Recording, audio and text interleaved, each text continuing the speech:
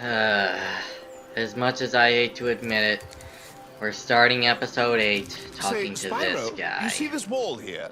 I bet you're dying to know what's on the other side. If only I had a few more gems, I might be able to remember how to lower the wall. You just want my money. I can't, no. Okay, I'm not giving it but to as you. far as you know, the portal to Dragon Shores could be just on the other side of this wall. And there's only one way to find out. Ta-ta! Dragon Shores? You can. Oh, Say, Spyro, you see this wall here? I bet... fine. I'll pay up. Ah, yes. The sparkling beauty of those gems seems to have jogged my Yeah, memory. you're gonna have no choice but to pay money bags throughout the game. Not Dragon Shores? Oh, at least there's some treasure here, but... oh man. You would not believe how much I want to kill him right now. Mutilate him. Make him die a slow Moneybags can be such an a-hole. You'll get your revenge soon enough, though. I hope so. Because I am getting fed up with this. And I've only met him like 3 times. So anyway, yeah, Moneybags is a big a-hole, trust me. I bet yeah. you wish that it was still possible to glitch your way past him.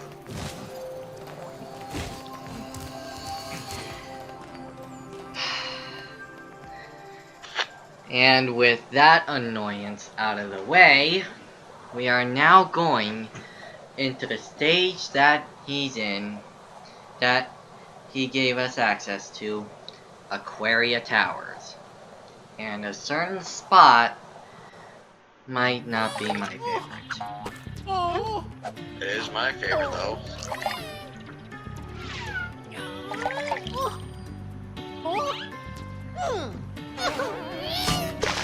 What a jerk!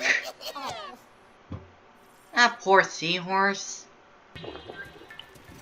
Oh yeah, the diver dudes. The funny-looking guys with the shock sticks have drained all our water. We can't get it back unless someone activates the switches they're guarding. Well, apparently Moneybags has a home in Aquaria Towers.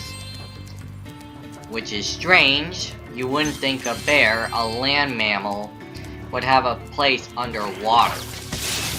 But, it must be like a second home or something like that.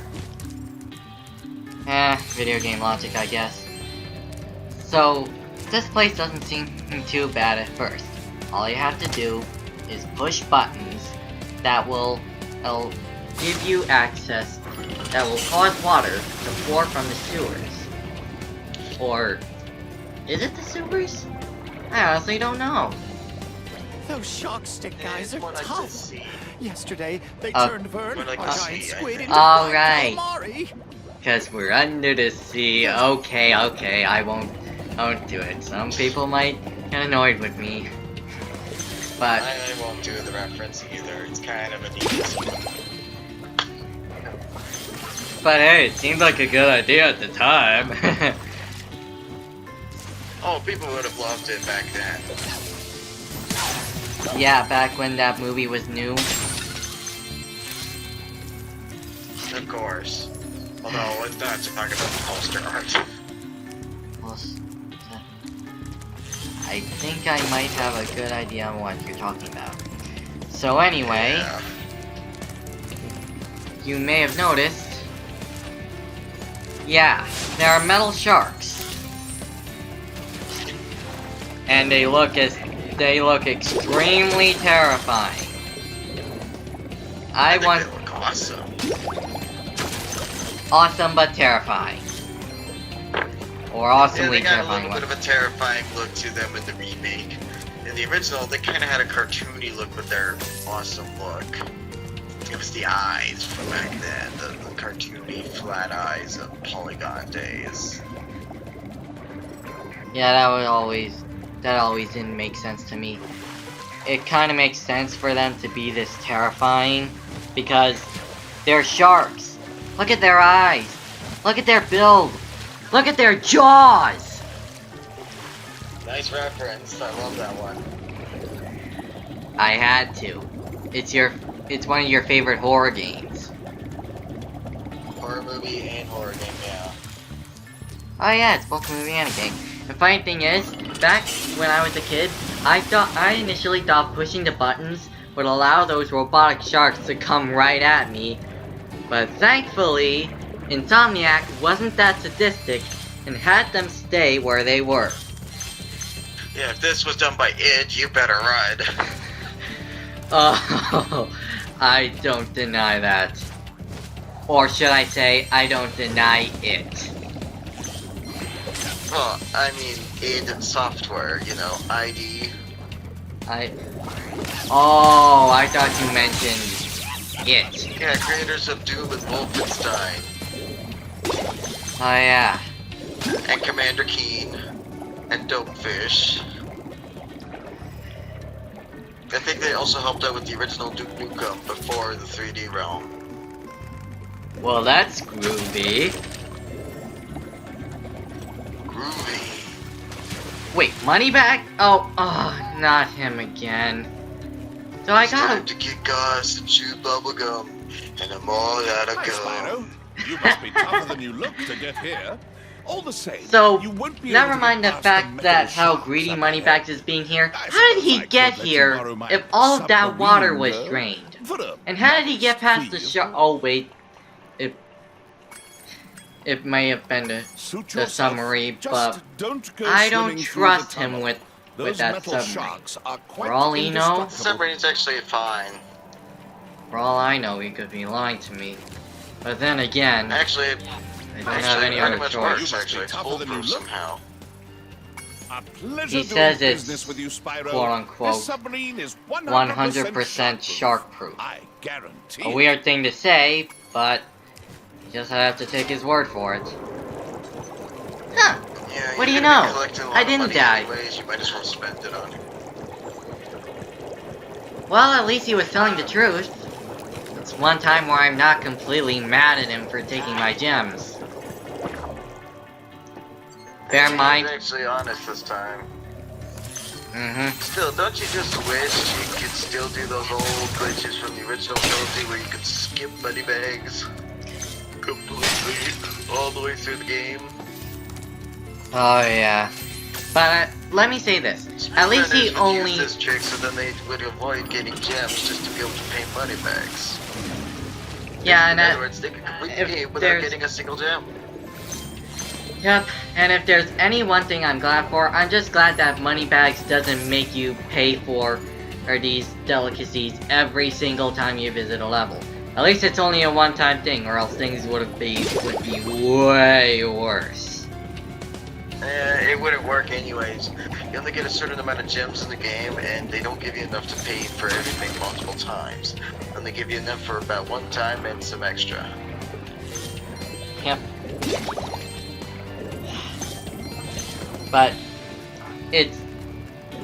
But I do wonder this. Where did Moneybags get that submarine? Was it from a local thrift underwater store or something? That actually sounded kind of weird. He has money. I'm pretty sure he's got resources. Fair enough. And for some reason he doesn't spend the gems that we specifically give him. In fact, you should ask why he asks the one question in Spyro 3. I won't say what it is because we're not there yet, but it's kind of ironic considering what we do to get those gems. Yeah. And if there's any one thing I'm glad for, this super flame turns into like a super spark sort of thing. Kinda like a Pikachu's Electro Ball or something. And these things utterly wreck the metal sharks. I am so grateful for that. At least I have a way to get rid of the sharks and get their terrifying faces off of the base of the ocean. I said base twice.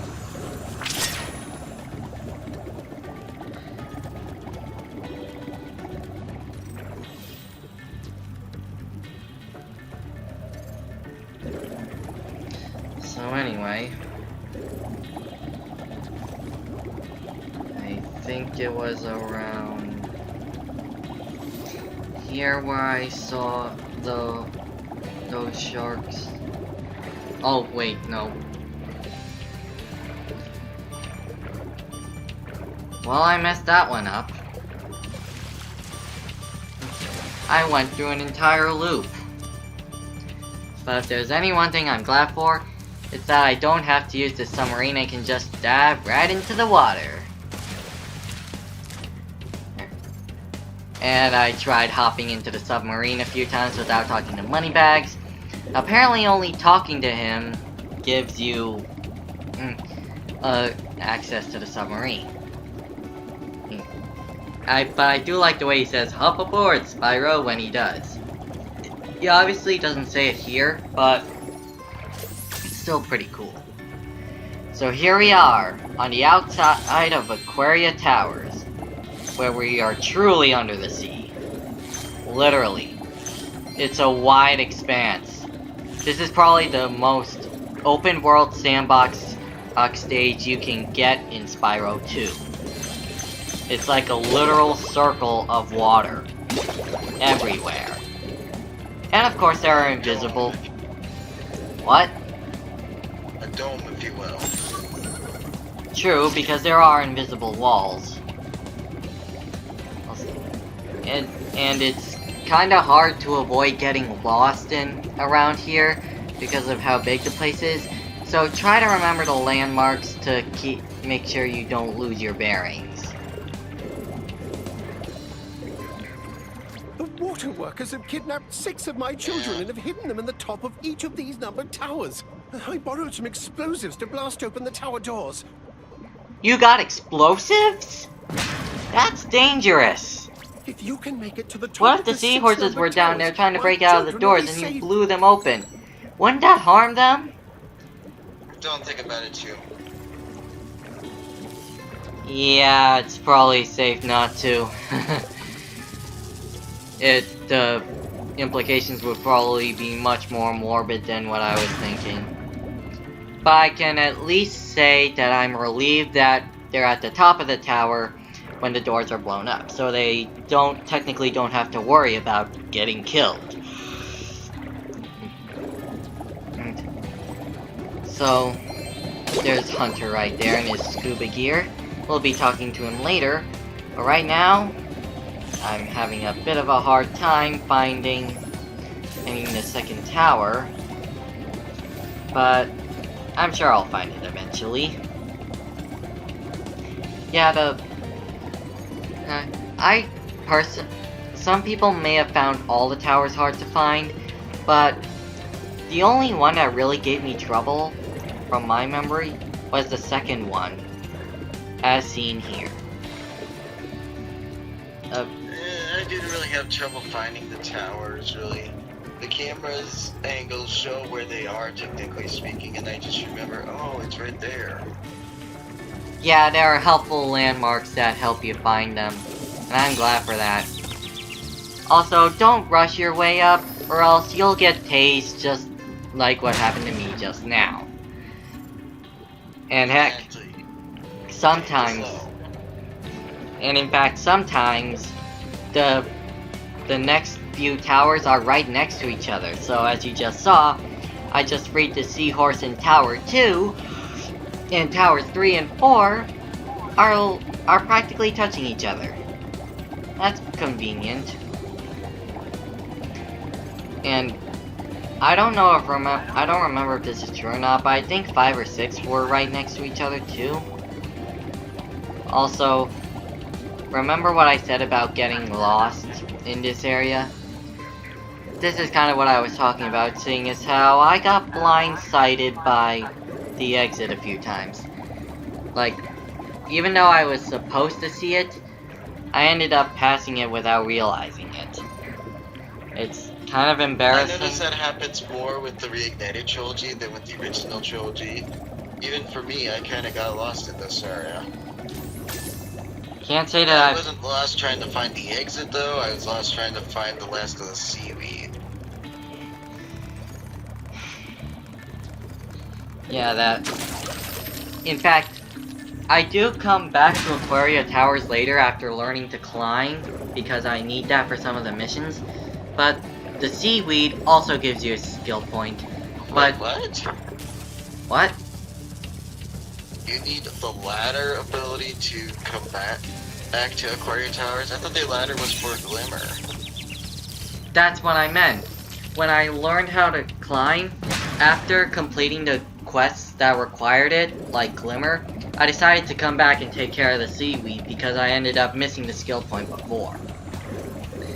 You'll see me do that a lot where I don't get the trophies for or skill points in my initial visit for one reason or another. For example, the one with the Earth Shapers. You have to get rid of every single one of them, but unless you have the permanent Super Flame, or if you learn the Head Bash, you're not going to be able to get them all. Some of them are around. That and you gotta know how to knock them all into lava. You can technically knock the Earth Shapers into lava and not have to blow them up. You basically have to complete both halves of the Hunter mission, which includes the second half, of course. You gotta get that second half, so you need the Head Bash ability.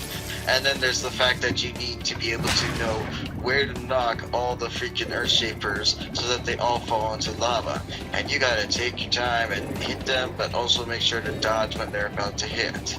Refill on health when you're getting low, and just keep knocking them until they get into the lava, of course. Whoa, I ended up going into the shark's den and almost got killed by those things. Thanks. Wow, I gave myself quite the scare when I entered there, because I was like, I completely forgot those sharks were there, and when I started getting close to them, I was like, oh my god, get me out of here! It was kind of embarrassing. But that's sadly not the last we'll see of the robotic sharks. But anyway, here's the last tower. You have to be careful on this one because the electric generators, at least one of them, moves. So be careful. And that's it. You did it! Now we can swim in peace. I heard that you're collecting orbs. Please, take this one. Thanks, Flippy, for the orb. Next, I remember seeing Hunter around here somewhere. And there he is. I've been trying to tame my new pet manta ray, but he just won't obey me. Hey, you're just about the right size to ride on his back. Maybe you don't have enough gym badges to Hop on his back train and him. guide him into the bubble rings as they appear. If And you remember, play he's Pokemon, brand you'll new, know the so try pun. not to get him dented or scratched Wait, up. don't get him dented or scratched up? He's not a car. He's a manta. It's kind of a pun, actually. I just feel like a joke. I know, but still, I can't be the only one who finds the irony in that, right? I mean, theoretically, the mantas could have scratches on them, Done. and maybe I dents suppose I owe if you something for that. they have Here, armor take the plating sword. around there, I found it in if one of my their flippers. skin is like super hard or something, but really, the only realistic thing is the scratched up thing, Care to take because me to a harder course? yeah, skin can Okay, easily good luck. get scratched, can easily get scratches on them. But anyway, for these two quests, all you have to do is follow the seahorse, who some reason farts out bubble rings that you have to swim through. Is he even far? I don't want to know, but anyway. This is mostly pretty easy, but you could get blindsided by a ring, so again, just be It's careful. incredible! You've got And real talent. I for could use a partner like completing you. these, You can have the orb I Hunter found in my gives other you flipper, too. 2 orbs that he found in his flipper. How did they get in his flipper? Did he put them there on Possible purpose? someone placed them there, and then he goes to put them on, and he feels the orbs, of course. Like, did Hunter put the orbs in his flipper on purpose or something? Or did someone play a prank on him? Must have hit him there. Remember oh wait, we haven't gotten to that cutscene yet. Was someone trying to play a prank on Hunter by doing that? No, I think someone was trying to hide them and ended up just finding those random spots, and so his flippers were used. Both of them. And Hunter just happened to have found them because he was about to put on his scuba gear for this area, apparently. Interesting. So, for defeating all the sharks, you get a little trophy for it. I guess I had to do it eventually because there was this little glass container that contained some gems. And you may have noticed Not exactly glass. metal container. Basically material that couldn't be flamed but was too thick to charge through. So you need like something like the super flame, or supercharge, or even